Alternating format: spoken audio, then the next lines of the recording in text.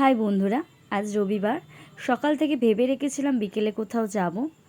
আমার একটা পুচকি ননদের স্কুলে প্রোগ্রামের জন্য শাড়ি কেনার ছিল, সেটাই আজ কিনতে যাব ভেবেছিলাম সন্ধ্যা নাগাদ।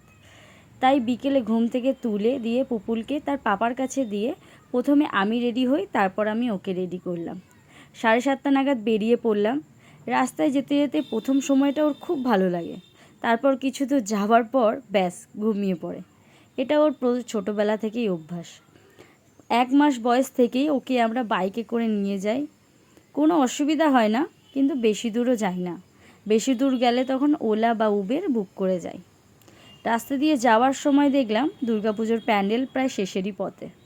তারপর পৌঁছে গেলাম গড়িয়া এম বাজারে। বাইক পার্কিং দেখে তো প্রথমে মাথায় হাত, তারপর পুপুল ঘুম থেকে উঠে যায় আর ভাবছে কোথায় যে আমাকে নিয়ে যায় মাম্মা আর পাপা কে জানে। ভিতরে ঢুকেই দেখলাম মা গো মা, যা ভিড়! কেনাকাটি তো করা যাবে, প্রবলেমটা কোথায় জানেন? বিলিং কাউন্টারে। তারপর পছন্দ করা হলো পুপুলের জামা।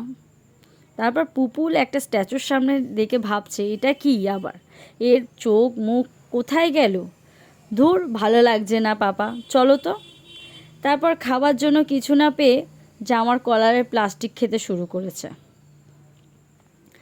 পুপুলের পাপা লাইন দিয়ে বিল করছিল, আর এই পাশে আমি পুপুলকে ডোরম্যাটের ওপর বসিয়ে দিয়েছিলাম, বসার কোনো জায়গা ছিল না। বিল করা হয়ে গেলে বাড়ির দিকে রওনা দিলাম।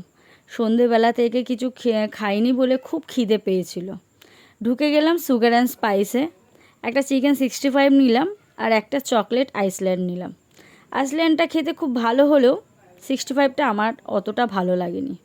এর পাশে আমরা খাচ্ছিলাম, আর ওই পাশে কাকাই ওর সাথে খেলা করছিল। তারপর বাড়ি ফিরলাম, পুপুলকে খাইয়ে একটু খেলিয়ে ঘুম পাড়িয়ে দিলাম। আজকের মতন টাটা, বাই বাই। ভিডিওটা ভালো লাগলে অবশ্যই একটা লাইক, সাবস্ক্রাইব আর চ্যানেলটিকে শেয়ার করে দেবেন। টাটা, বাই বাই বন্ধুরা।